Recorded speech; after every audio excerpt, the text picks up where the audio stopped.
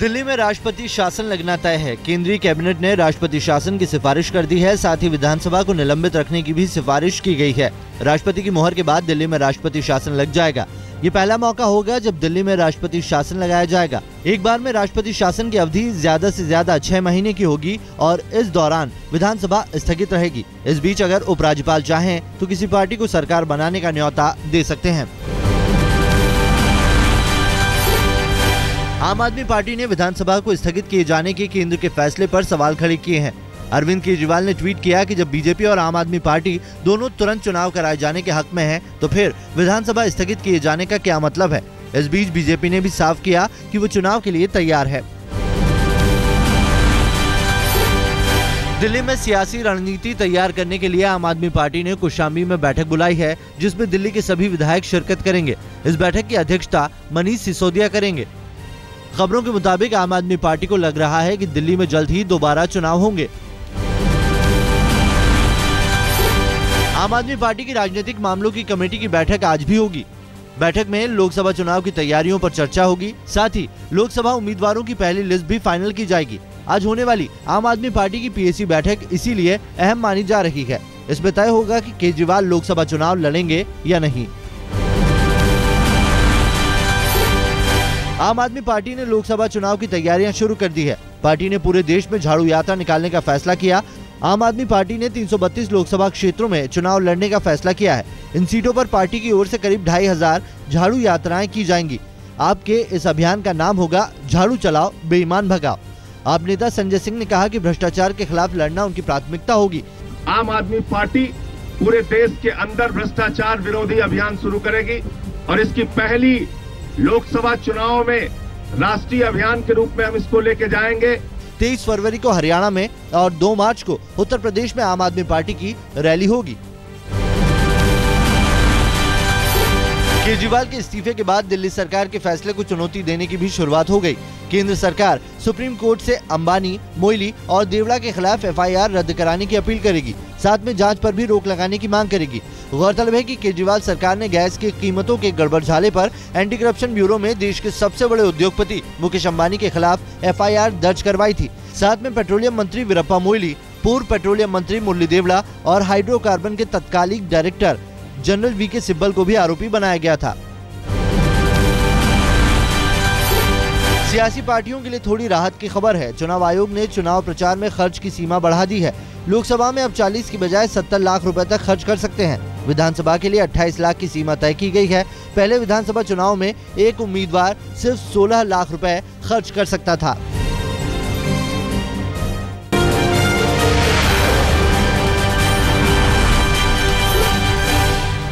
कांग्रेस ने एक बार फिर मोदी के चाय वाला बैकग्राउंड पर हमला किया है। पार्टी ने आरोप लगाया है कि मोदी ने कभी चाय नहीं बेची, बल्कि वो कैंटीन कॉन्ट्रैक्टर थे। आज तक से बातचीत में कांग्रेस के नेता अहमद पटेल ने कहा कि मोदी ने कभी चाय बेची भी है या सिर्फ चुनावों के पहले सियासी खेल खेल रहे हैं, इसका सच पता लगाना होगा। अहमद पटेल ने कहा कि कुछ लोग मुझे बताने आए थे कि मोदी ने कभी चाय नहीं बेची। उनके चाचा को चाय बेचने का ठेका मिला था, उसी काम में मोदी लगे थे। वो ठेकेदार थे, चाय बेचने वाले नहीं। अहमद पटेल ने कहा कि क्या सच है और क्या झूठ, ये पता लगाना चाहिए। आज बीजेपी के पीएम उम्मीदवार हिमाचल के सुजानपुर में रैली करेंगे। बीजेपी रैली में 2 से 3 लाख लोगों के जुटने का दावा कर रही है। सुजानपुर ग्राउंड पर होने वाली रैली के लिए जोरदार तैयारियां की गई हैं। दावे किए जा रहे हैं कि रैली स्थल तक 1000 कारों के पहुंचने के इंतजाम किए गए हैं। आज राहुल गांधी के कर्नाटक दौरे का दूसरा दिन है। आज कांग्रेस के उपाध्यक्ष टुमकुर में होंगे और महिला कार्यकर्ताओं की रैली को संबोधित करेंगे। रैली के बाद राहुल रोड शो करेंगे और सड़क के रास्ते टुमकुर से मंडिया होते हुए मैसूर तक जाएंगे। कांग्रेस के युवराज राहुल गांधी आम आदमी अवतार में दिखाई दिए। बेंगलोर के सेंट्रल कॉलेज ग्राउंड पर राहुल का प्रोग्राम था। जब राहुल वहां से निकल रहे थे तो ग्राउंड के गेट पर खड़े एक लड़के ने जोर से राहुल का नाम चिल्लाना शुरू कर दिया। इस लड़के को देखकर राहुल ने अपनी कार रुकवा दी और उससे मिलने के लिए राहुल नीचे उतर गए। लड़के के साथ उसके पिता भी थे। दोनों वहां पर काफी देर से राहुल का इंतजार कर रहे थे और जब उन्होंने कार में राहुल को देखा तो चिल्लाना शुरू कर दिया। राहुल ने कुछ देर रुककर दुष्यंत नाम के उस 8 साल के बच्चे की बातें सुनी। बच्चे के पिता ने राहुल गांधी को तिलक लगाया और जीत का आशीर्वाद भी दिया। उसने पूछा आप कैसे हो? हाँ, फिर आपने क्या बोला? मैं बोला मैं ठीक आप कैसे हो? हाँ फिर मैंने बोला आप प्रधानमंत्री बनेंगे। अच्छा फिर क्या बोला? फिर उन्होंने बोला तू भी प्रधानमंत्री बनेगा। अभी कुछ दिन पहले ही राहुल गांधी दिल्ली रेलवे स्टेशन पर कुलियों से मिलने भी पहुंच गए थे। फिलहाल राहुल गांधी के इस अंदाज से बच्चा और उसके पिता बहुत खुश हैं। लगता है ममता बनर्जी की पार्टी टीएमसी ने आम आदमी पार्टी की राह पर चलने का फैसला कर लिया है। टीएमसी आने वाले लोकसभा चुनावों में भ्रष्टाचार को सबसे बड़ा मुद्दा बनाने की तैयारी कर रही है। अगले महीने से टीएमसी भ्रष्टाचार के खिलाफ मुहिम छेड़ेगी, जिसका नाम होगा फाइट फॉर इंडिया। अगले हफ्ते ममता बनर्जी और अन्ना हजारे की मुलाकात तय है। हालांकि टीएमसी अभी मुलाकात के मुद्दों को लेकर कुछ भी खुलासा नहीं कर रही, लेकिन माना जा रहा है कि अन्ना टीएमसी के भ्रष्टाचार विरोधी अभियान का चेहरा हो सकते हैं। तेलंगाना बिल को लेकर वाईएसआर कांग्रेस के नेता जगन मोहन रेड्डी ने जेडीयू अध्यक्ष शरद यादव से मुलाकात की। जगन ने शरद यादव से अपील की कि उनकी पार्टी तेलंगाना बिल का समर्थन न करे। मुलाकात के बाद शरद यादव ने कहा कि पूरी चर्चा के बाद ही तेलंगाना पर कोई राय बनाई जाएगी। हमने अभी फ्रंट बनाया है, तो हम सब लोगों से बातचीत करके हम सब लोग कोशिश करेंगे कि हमारी जो आंध्रा और तेलंगाना के बंटवारे पर एक राय हो।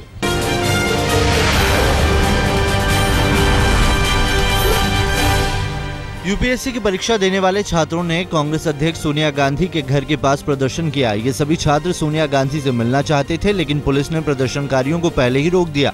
थोड़ी देर बाद 4 छात्रों के दल को पुलिस ने जनार्दन द्विवेदी से मिलने की इजाजत दी। हालांकि बावजूद इसके छात्र संतुष्ट नहीं हुए। छात्रों की मांग थी कि यूपीएससी परीक्षा में 14 विदेशी भाषाओं को दोबारा शामिल किया जाए। जितने भी हैं यूपीएससी से हटाया गया उसको इंक्लूड किया जाए, और मोस्ट इम्पोर्टेंट ये है कि अरबिक और फारसी खुसूसन जो कि एक मुगल पीरियड से चला हुआ है, बहुत एंशिएंट हिस्ट्री का एक पार्ट, इंटीग्रल पार्ट है, उसको इंक्लूड किया जाए हर हालत में। और जो एक यूपीएससी एक जो अपना मेकिंग पॉलिसिंग जो है उनका ये है कि जो डिप्राइव्ड फैमिली से या डिप्राइव्ड कास्ट से आते हैं उसको हटाने जाने की जो पॉलिसी है उसको हम लोग रिजेक्ट करते हैं, उसका कंडेम करते हैं। दिल्ली में रह रहे उत्तर पूर्व के लोगों पर हो रहे हमले को दिल्ली पुलिस ने गंभीरता से लिया है और उनकी मदद के लिए खास हेल्पलाइन नंबर जारी करने का ऐलान किया है। ये नंबर है 1093। इस नंबर की 5 लाइनें दिल्ली पुलिस के कंट्रोल रूम में होंगी। इसके अलावा उत्तर पूर्व के लोगों की मदद के लिए स्पेशल यूनिट बनाई जाएगी, जिसका नेतृत्व दिल्ली पुलिस के डीसीपी रैंक के एक अधिकारी करेंगे। हिमाचल में जोरदार बर्फबारी हो रही है। धर्मशाला और मैक्लोडगंज में सैलानी जमकर बर्फबारी का लुत्फ उठा रहे हैं, लेकिन स्थानीय लोगों की मुश्किलें बढ़ गई हैं।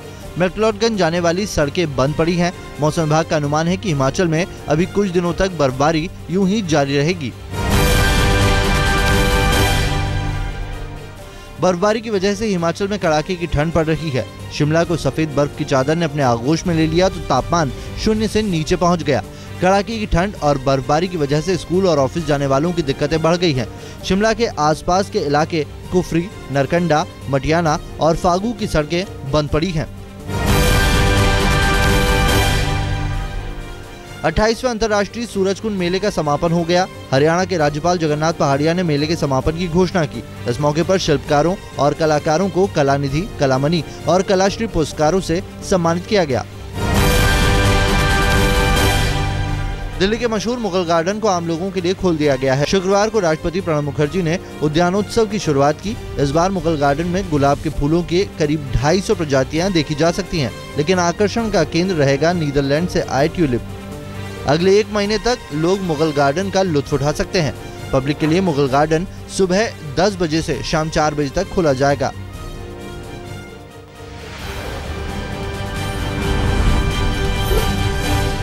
शनिवार शाम गाजियाबाद के लोनी इलाके में बीएसपी के एक नेता की गोलियों से भूनकर हत्या कर दी गई।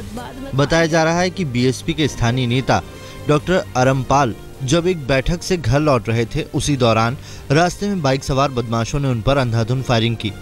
डॉक्टर अमरपाल को मौत के घाट उतारने के बाद सभी बदमाश मौके से फरार हो गए। कहा जा रहा है कि बैठक के बाद अमरपाल ने अपनी ही पार्टी के नेता और सांसद मुनकाद अली से अपनी जान को खतरा बताया था। दिल्ली के जाफराबाद इलाके में 15 साल के लड़के की चाकुओं से गोदकर हत्या कर दी गई। पुलिस के मुताबिक दोपहर में एक घर की 3वीं मंजिल पर उन्हें लड़के की लाश मिली। जिस लड़के की लाश मिली उसका नाम मोहम्मद इरफान है और जाफराबाद इलाके का ही वो रहने वाला है। पुलिस ने शव को कब्जे में लेकर उसे पोस्टमार्टम के लिए भेज दिया है और मामले की छानबीन की जा रही है। दिल्ली के करोलबाग में वैलेंटाइन डे के दिन हुई एक युवती की हत्या का सीसीटीवी फुटेज सामने आया है। सीसीटीवी फुटेज में सिमरनजीत कौर नाम की युवती 30 कदमों से सड़क पर चल रही थी।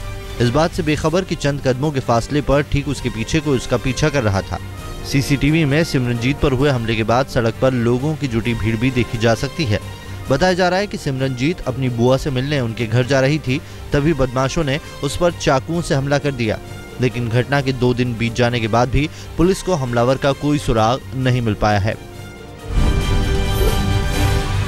दिल्ली के जामिया नगर में एक स्कूली छात्रा की खुदकुशी की कोशिश का मामला तूल पकड़ता जा रहा है। शनिवार को भारी संख्या में स्कूली छात्राओं के साथ स्थानीय लोगों ने घटना के विरोध में थाने के बाहर जमकर हंगामा किया। स्थानीय लोगों का आरोप है कि पहले तो मामूली सी बात पर टीचर और प्रिंसिपल ने उसकी पिटाई की और फिर सबके सामने उसे जलील किया। लोगों का आरोप है कि अगर लड़की के साथ स्कूल में इस तरह का बर्ताव नहीं होता तो वो ये कदम नहीं उठाती। स्थानीय लोग आरोपी टीचर और प्रिंसिपल के खिलाफ कार्रवाई की मांग कर रहे हैं। दिल्ली से सटे गुड़गांव में पुलिस ने स्वास्थ्य विभाग की टीम के साथ छापेमारी कर कन्या भ्रूण हत्या के धंधे में शामिल 2 लोगों को धर दबोचा। छापेमारी के दौरान जो खुलासा हुआ उसे सुनकर आप भी चौंक जाएंगे। गिरोह में शामिल लोग लिंग परीक्षण के लिए चाइनीज मशीनों का इस्तेमाल कर रहे थे। छापेमारी के दौरान आरोपियों के कब्जे से कई पोर्टेबल अल्ट्रासाउंड मशीनें भी जब्त की गई। पुलिस को इस गिरोह में कई बड़े नामों के शामिल होने का शक है। फिलहाल दोनों आरोपियों से पूछताछ जारी है। शनिवार को यूपी के इलाहाबाद में उस समय अफरा तफरी मच गई जब दिन दहाड़े एक वकील ने सड़क पर फायरिंग शुरू कर दी। बीच सड़क पर चली गोली में एनएसयूआई का एक छात्र घायल हो गया। उसे गंभीर हालत में अस्पताल में भर्ती कराया गया। आरोपी वकील सरेआम हाथ में पिस्तौल लेकर सड़क पर घूमते नजर आया। बताया जा रहा है कि आरोपी वकील एक लड़की से छेड़खानी कर रहा था और विरोध करने पर उसने पिस्तौल निकाल ली। फायरिंग के बाद स्थानीय लोगों ने किसी तरह वकील को काबू में किया और फिर उसकी जमकर पिटाई करने के बाद उसे पुलिस को सौंप दिया।